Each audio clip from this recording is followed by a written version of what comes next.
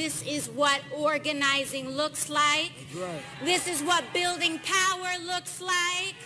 This is what changing the country looks like. It's when we choose to show up and occupy the room and talk about the things that matter most, talking about our future. You know, Reverend, you bring up a funny anecdote, and I'm proud to be a bartender. Ain't nothing wrong with that. There's nothing wrong with working retail, folding clothes for other people to buy. There is nothing wrong with preparing the food that your neighbors will eat. There is nothing wrong with driving the buses that take your family to work. There is nothing wrong with being a working person in the United States of America, and there is everything dignified about it.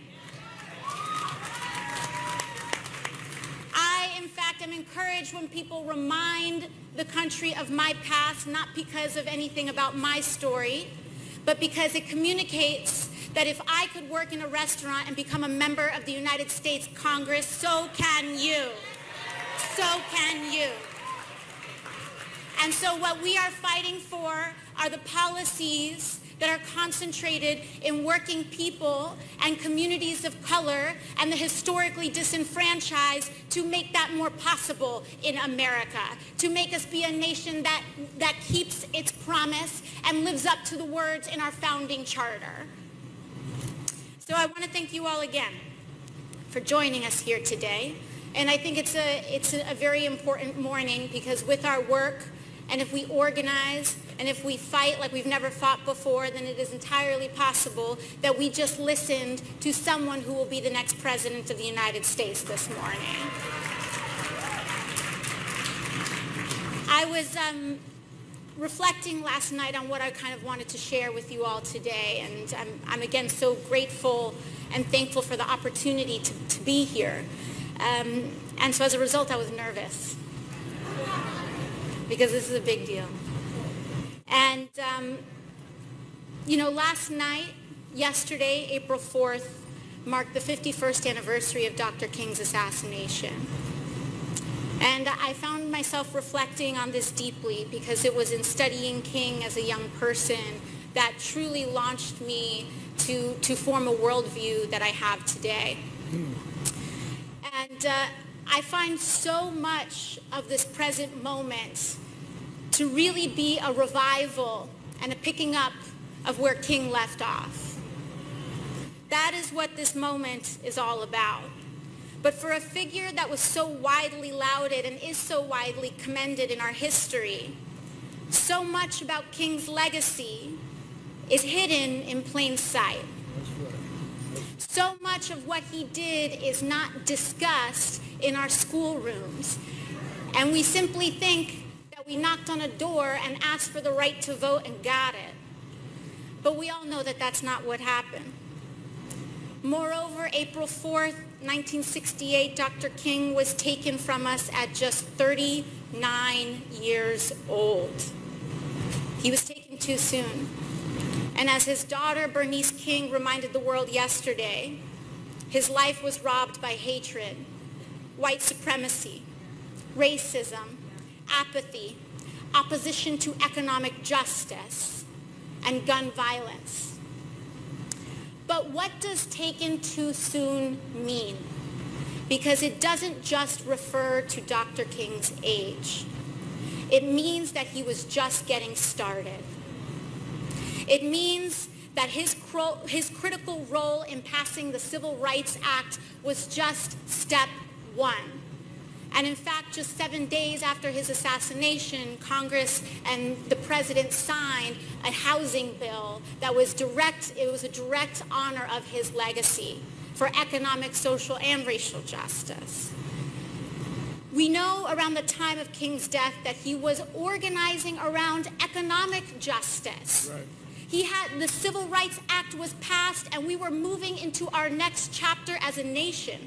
So he was organizing around economic justice. In fact, his To the Mountaintop speech the night before his passing was around laborers and unionized workers. He was imagining an America beyond Vietnam, He was speaking to the ideals that all labor has dignity, all while educating our country about our own history, and that the forces of bigotry and racism are not separate or particularly different from the fight for economic dignity. They are inextricable from it. Not only because racial injustice exacts itself economically, as we saw in 2008 when Black Americans faced a disproportionate burden of subprime loans. We don't just see it exact environmentally, as we saw with children drinking poisoned water in Flint, or in my own backyard, children breathing dirty air in the South Bronx. But also bigotry, sexism, xenophobia are the easiest ways to avoid and divide substantive conversations of classism. Injustice of any kind is a loose thread on the fabric of society just waiting to catch. And it will catch if we do not address racism, if we do not address the wealth gap, the racial wealth gap, if we do not address mass incarceration, if we do not address the disproportion of mental health care within our communities, if we do not address the injustices of our immigration system, if we do not address the injustices of education inequity, these are all loose threads just waiting to catch on society. And that is why, without addressing it, any policy, economic, environmental, healthcare, or otherwise, is just waiting to unravel.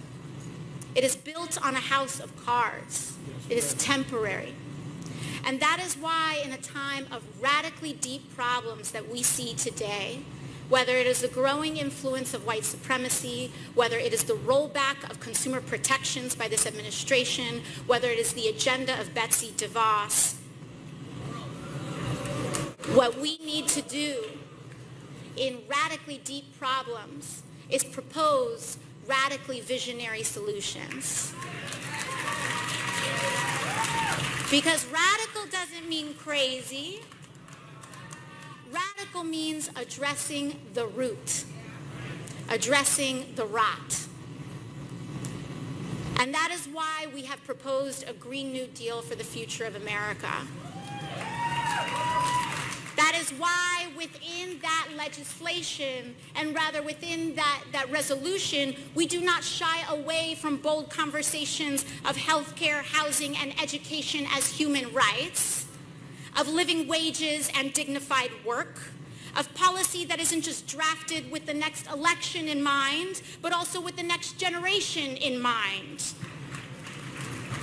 That is the moral, political, and economic underpinning of making bold investments and dignified jobs, because that is the necessary plan to fix the pipes in Flint and clean the air in the South Bronx, and to create unionized energy jobs for transitioning workers in Appalachia and West Virginia, for single-payer health care and Medicare for all, and tuition-free public colleges and universities to prepare our nation for the future, and for the end to mass incarceration, the war on drugs, examining and pursuing an agenda of reparations, and fixing the opioid crisis too. Yeah. Because one of the things that King taught us is that our destinies are linked and tied, and that is just a part of American philosophy as anything else. Because ultimately, ending injustice is about ending the root causes of despair. And in the words of King, true peace is not merely the absence of tension, it is the presence of justice. Thank you all very much.